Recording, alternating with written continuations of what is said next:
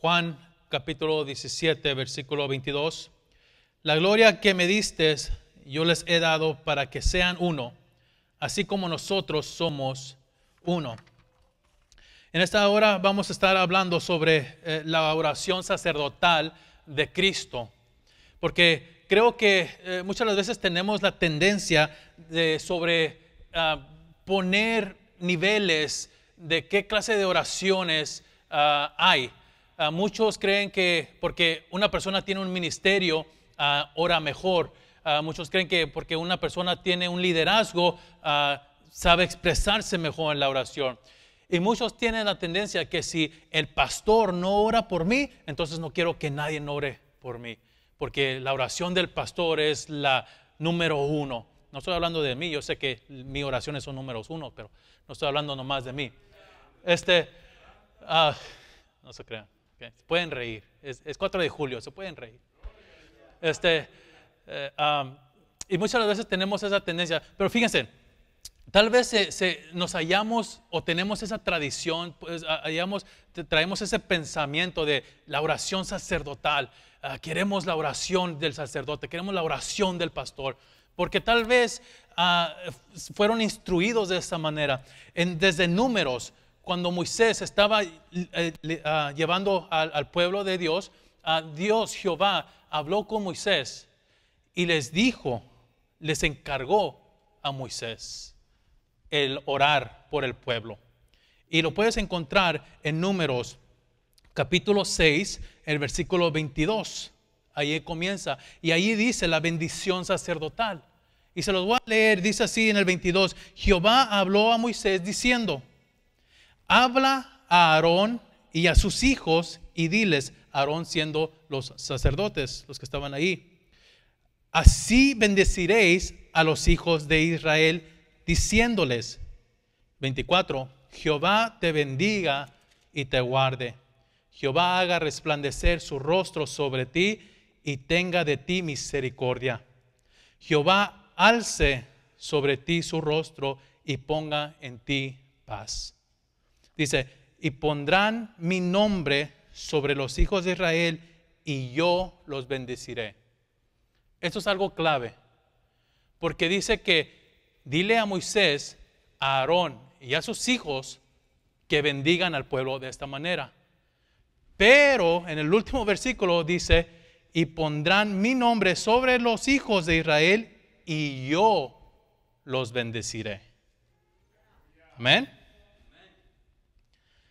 Cada servicio que me toca a mí terminar, yo hago esta oración para el pueblo que Dios me ha puesto. No sé, tal vez algunos ya se lo saben de memoria, tal vez algunos ya lo recitan cuando yo lo estoy recitando al último para terminar. Que el Señor te bendiga, te guarde, que su gracia, su favor esté con cada uno de ustedes y su paz y misericordia los acompañe. Eso es Escritura. Eso es lo que Jehová demanda de los sacerdotes, de los pastores, en bendecir al pueblo. Pero así como los sacerdotes de Aarón, los sacerdotes del Antiguo Testamento, así como pastores ahorita que hablan, oran, bendicen a la congregación, no hay mejor oración que el del sumo sacerdote hacia nosotros. No hay mejor oración que la de Jesucristo hacia de nosotros. No estamos diciendo o despidiendo que los líderes no deberían de orar, los pastores, los sacerdotes no deberían de orar por la congregación, pero dice el versículo, y pondrán mi nombre sobre ellos y yo los bendeciré. La verdadera bendición, la verdadera oración, la que más debería de importarnos, es la de Cristo hacia nosotros. Y eso es lo que vamos a estar viendo, esta oración. Estamos hablando en esta serie las grandes oraciones de la Biblia. Hoy vamos a hablar sobre la oración sacerdotal de Cristo hacia nosotros. Amén. Vamos a empezar con el primer versículo. Allí en Juan, no vamos a cambiar de libro, pero allí en Juan capítulo 17, abra su Biblia y vaya al versículo 3. Voy a leer este versículo. Dice, y esta es la vida eterna, que te conozcan a ti, el único Dios verdadero, y a Jesucristo, a quien has enviado. Dice, esta es la vida eterna. Empieza Cristo a hacer esta oración. Esta es la vida eterna. Muchos tenemos la enseñanza que la vida eterna será después de esta vida. Muchos tenemos la enseñanza que estamos preparándonos, estamos aquí aceptando a Jesucristo para la vida eterna, para la vida futura, cuando estemos en el cielo. Cristo lo dice diferente. La vida, la clave, la verdad, la realidad de la vida eterna es cuando comienza tu relación con Jesucristo. Usted ya está viviendo la vida eterna. Usted ya es parte de la vida eterna. ¿Por qué? Porque usted ya tiene el conocimiento, usted ya tiene una relación con el Padre. Usted ya tiene esa relación íntima. Usted ya tiene la salvación. Usted está viviendo en la tierra la vida eterna. Ya empezó. Entonces Jesucristo lo dice de esta manera. Y esta es la vida eterna, que te conozcan a ti. Desde el principio, Dios siempre ha querido una relación personal con su creación, con cada uno de nosotros. Pero por la falta, por el pecado que entró el pecado. Pecado simplemente significa separación. Hubo una separación de su relación con el Padre Celestial. Pero esa nunca fue la intención de Dios. La intención de Dios es que siempre estuviéramos juntos, estuviéramos en una relación con Él. Y por lo tanto, eso es lo que Él expresó al mundo a enviar a su Hijo Jesucristo. Esa fue lo que fue la evidencia de que Él nos ama. Esa fue la evidencia que Él quiere establecer una relación con nosotros, que no nos perdamos, que sigamos, que le encontremos, que le conozcamos más a Él. Esa fue la intención desde el principio. Ese fue el plan original de Dios.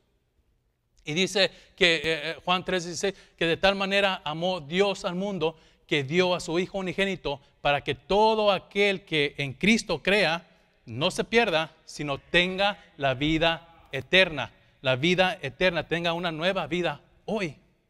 Que inicie una vida eterna. El gozo, fíjense, el gozo del creyente es crecer en el conocimiento de Dios por toda la eternidad. Eso debería ser el gozo del creyente, de conocerle a Dios siempre por toda una eternidad. Muchos nos hacemos esta pregunta: ¿por qué estoy aquí? ¿Por qué existo? ¿Por qué tengo una familia? ¿Por qué tengo ese trabajo? ¿Por qué soy como soy? ¿Por qué mi personalidad? ¿Por qué hago lo que hago? Una vez más, usted está aquí porque Dios quiere una relación con usted. Él quiere demostrarse de una manera sobrenatural en su vida. Él conoce su necesidad. Él sabe cómo piensa. Él sabe sus hábitos malos, sus hábitos buenos. Él sabe por lo que está atravesando, una enfermedad o una discusión, o un obstáculo que está pasando. Él lo conoce. Pero también Él te da una salida. Él también te da una opción. Y está en Él. Quiero darle unos beneficios en el conocer o tener una relación con Dios. ¿Por qué usted quiere tener una relación con Dios? ¿Por qué usted ocupa tener una relación con Dios? Porque cuando usted tiene una relación con Dios, entra al propósito o al diseño original que Dios tenía para su pueblo, y esos son los beneficios. Tiene una conciencia clara, tiene un propósito de vida, tiene poder y fortaleza, tiene vida y paz, tiene confianza, tiene plenitud, ayuda en la debilidad la tiene seguridad en usted mismo y sobre todo tiene la libertad. Tienes la libertad. Y ese es el estilo de vida que Dios quiere que vivamos. Ese es el diseño original que Dios quiere que vivamos. Conciencia clara, propósito, poder, fortaleza, todo eso es lo que les nombré. ¿Está usted viviendo en la vida que Dios le ha diseñado, ha preparado para usted? ¿O todavía te sientes débil, o todavía tienes esa conciencia de culpabilidad, todavía estás atado al vicio, estás atado a tus debilidades. Dios es fuerza en la debilidad. La vida, la fortaleza, todo eso es parte de Dios, lo que Dios tiene para cada uno de nosotros. Eso es plan original de Dios. Esa es la oración de Cristo hacia nosotros. Primero, que tengamos esa clase de vida, que la vida eterna es que conozcamos de Dios cada día, conozcamos de Él siempre, que conozcamos quién es Dios y qué parte Él toma en nuestras vidas por medio de su Hijo Jesucristo. Ahora, ¿conoces de Dios? ¿Cómo puedes permanecer en eso? ¿Cómo puedes seguir viviendo una vida agradable de Dios? Primero es la comunicación con Él. Tienes que tener comunicación con Él. ¿Cuál es la comunicación? Es la oración. Tienes que mantener una vida saludable en oración. Tienes que comunicarte con Dios. ¿Qué es lo que ocupas de mí? ¿Qué es lo que tú quieres de mí? ¿Qué es lo que tengo que hacer? ¿Cuál es mi decisión? ¿Cuál es el camino trazado que tú has diseñado para mi vida? Esa es la comunicación. Pero eso es fácil, el hablar. Lo difícil es el escuchar. Cuando Dios nos habla de regreso. Oh, Señor, ¿tengo que perdonar a esa persona para ponerme bien contigo? ¿Tengo que humillarme yo primero? ¿Tengo que aceptar yo mi error? ¿Tengo que aceptar y pedirle perdón a esa persona? Ahí es difícil. El escuchar, el obedecer lo que Dios nos habla. Y fíjese, la oración de Jesucristo, del sacerdote, lo dice de esta manera en el versículo 16, ahí en el mismo capítulo 17, versículo 16, 17, dice de esta manera: no son del mundo, como tampoco yo no soy del mundo. Dice, santifícalos en tu verdad, tu palabra es verdad. Entonces, por los años 1990 hubo una frase muy popular y decía, not of this world, no de este mundo. Y en el ambiente cristiano habían camisetas y calcamonías y todo con ese logo, not of this world, no de este mundo. Y la verdad es de que un creyente, un cristiano, ya no pertenece a este mundo. Estamos viviendo en este mundo, pero ahora estamos en una vida eterna. Estamos viviendo en una vida bajo la dirección de Dios. Una vida con diferentes leyes.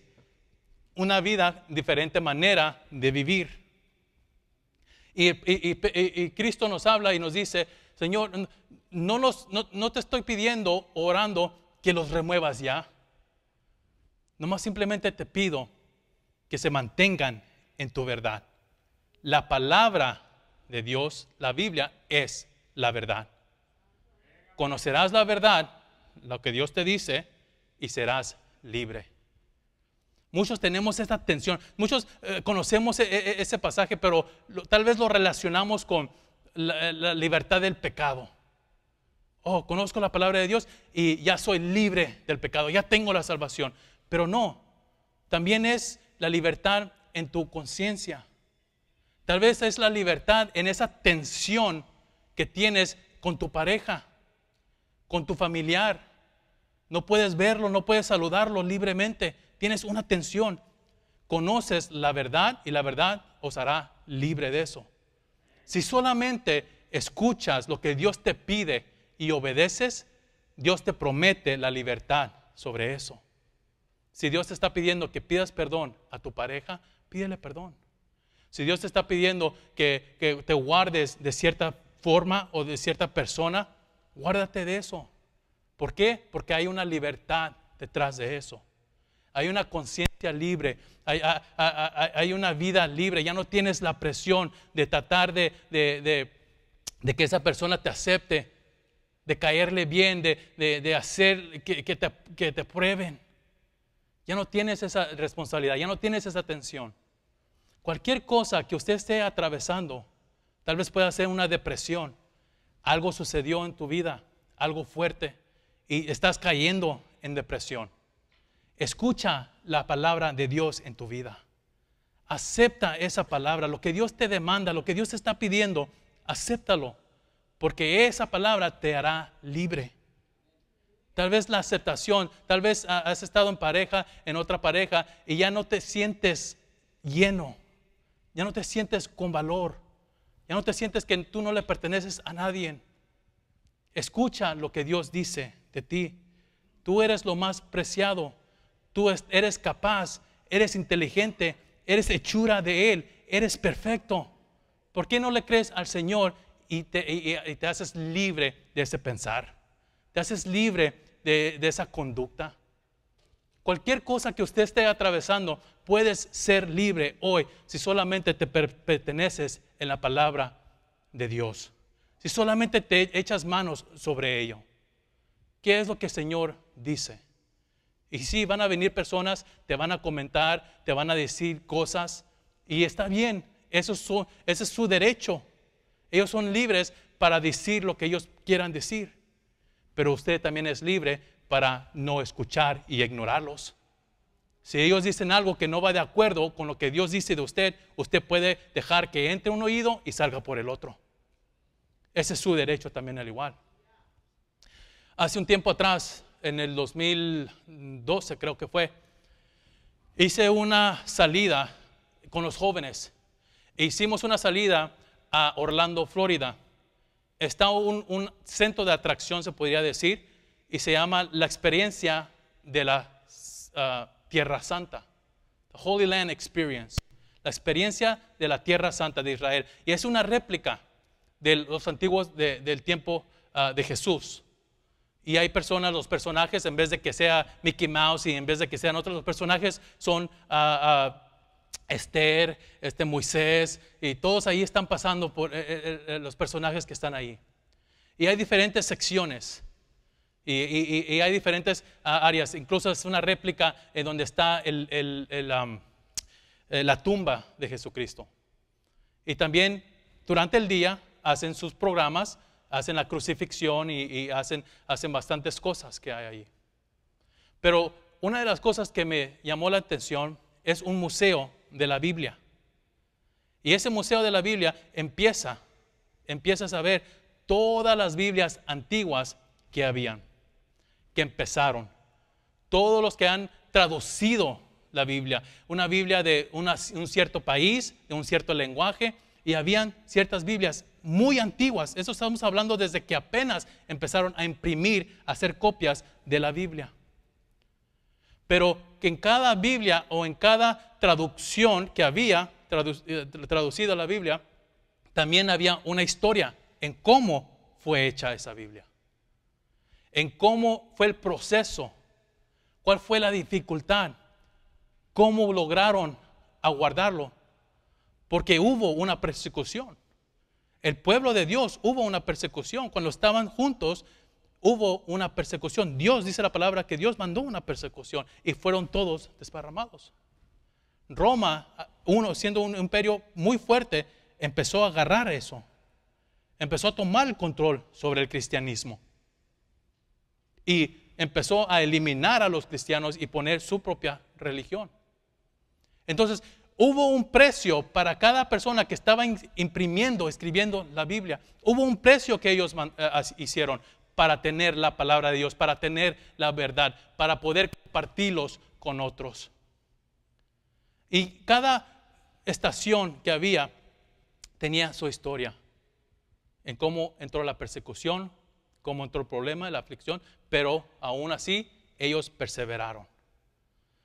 Unos incluso dieron hasta su propia vida por la palabra escrita para que usted y yo pudiéramos tenerla.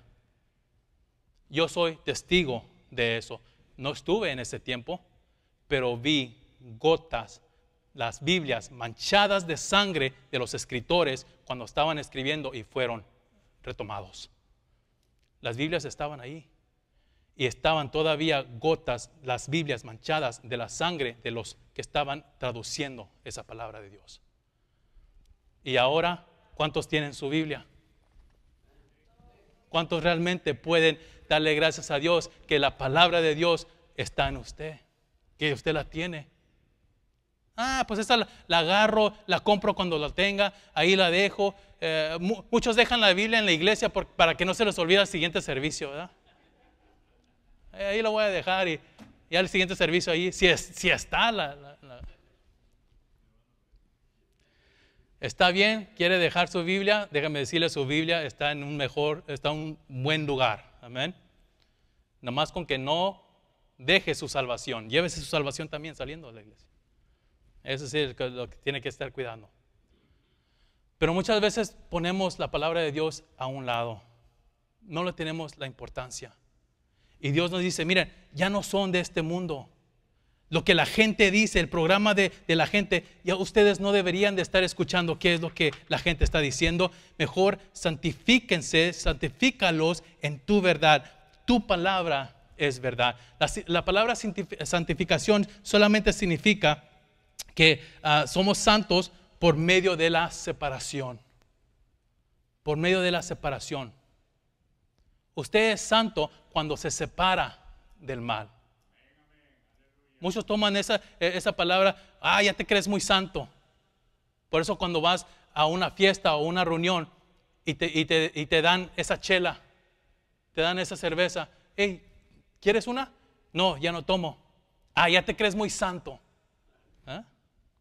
Sí, es porque ya estoy separado de ese mal. No es de que estás santo que no vas a cometer errores. Simplemente la palabra santidad se está refiriendo que sea santo por medio de la separación de eso. Usted y yo podemos ser santos en ciertas áreas. Podemos separarnos de eso. El enemigo, los amigos te van a decir, sigue de esa manera, no te dejes. Pero Dios está diciendo, ser santo, sepárate de eso. Confía en mí, cree en mí. Yo tengo una palabra para ti, yo tengo una mejor vida que la que estás viviendo.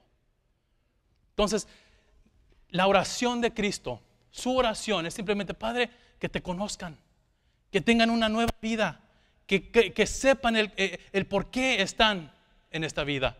Y es para tener una relación contigo por una eternidad. Comenzando hoy. Hoy comienzas la eternidad, una nueva vida. Y Padre, que se mantengan escuchándote. Porque toda tu palabra, todo lo que tú dices hacia nosotros es para nuestro bien. Es para nuestro futuro. Es para ese propósito divino que tú has diseñado. Y ustedes tal vez pueden decir, pues Josué, eso se lo dijo a sus discípulos. Eso se lo dijo, se los encargó a ellos. Esa oración fue antes de que fuera la crucifixión y estaba orando, intercediendo por sus discípulos. Pero fíjense lo que dice en el último versículo, en el versículo 20. Dice, mas no ruego solamente por estos, sino también por los que han de creer en mí por la palabra de ellos. Allí incluye a usted y a mí. Esta oración sacerdotal le dice, no solamente te pido por ellos, a los que van a creer, cuando ellos vayan y les testifique, cuando ellos vayan y evangelice, cuando ellos vayan a los que vayan a llegar la palabra y crean, esa es mi oración para ellos también. Esa es mi bendición para ellos también. La oración de Jesucristo no solamente era para los discípulos, la oración sacerdotal de Cristo es para usted, es para cada uno que cree. Y si lo cree en esta hora, denle un aplauso al Señor, amén.